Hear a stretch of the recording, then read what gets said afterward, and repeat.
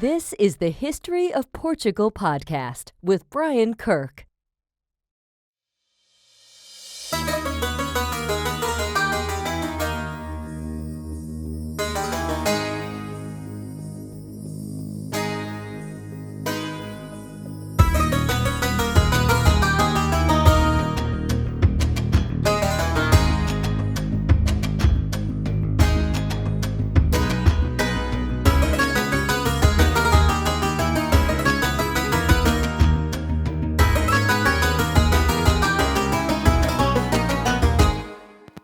Welcome back, everybody. This is Brian Kirk with Eat to My Own Beat, taking the road less traveled with another History of Portugal podcast episode on YouTube / podcast streamers, wherever you're watching.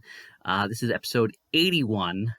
We're finishing up with the philosophy of the Al-Andalus reign of power in Portugal.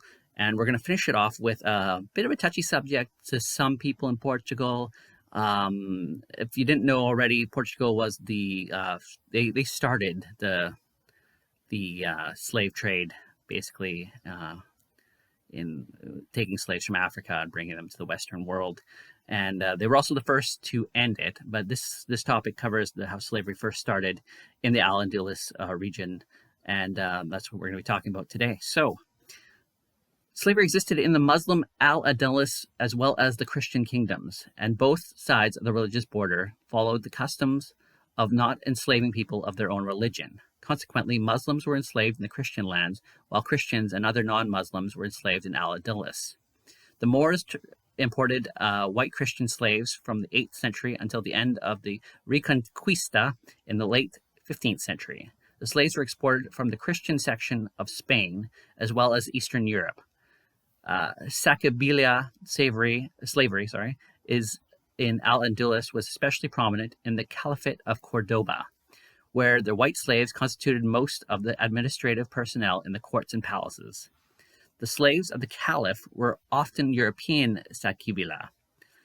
Slaves trafficked from northern or eastern Europe, while male sacabilia could be given work in a number of tasks, such as offices in the kitchen, falconry, mint, textile workshops, the administration of the royal guard in case of the harem guards. They were castrated.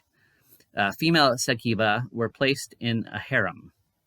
The harem could contain thousands of slave concubines. The harem of Abd al-Rahman I consisted of 6,300 women. They were appreciated for their light skin. The concubines, or jawaras, were educated in accomplishments to please their master, and many became known as respected for their knowledge in the variety of subjects from music to medicine. Jawara's concubines who gave birth to a child attained the status of an Walid, which meant they could no longer be sold and were to be set free after the death of their master. That was the topic of slavery during the Al-Andalus period. So we will be continuing more on the slavery in future topics on the History of Portugal podcast. So we're trying something different today. I'm going to be on the screen. Obviously, I was on the screen for this video. I had a suggestion on YouTube from H2G Studio. So thank you, H2G Studio, to have a little bit more going on the screen, so it'd be a little more interesting to watch, because if you're watching it on the video side of the podcast, it's just got some information on the screen, whereas this way we have some talking, and I got a few graphics out there as well. So until next time, keep eating to your own beat, take the road less traveled, and have a great day.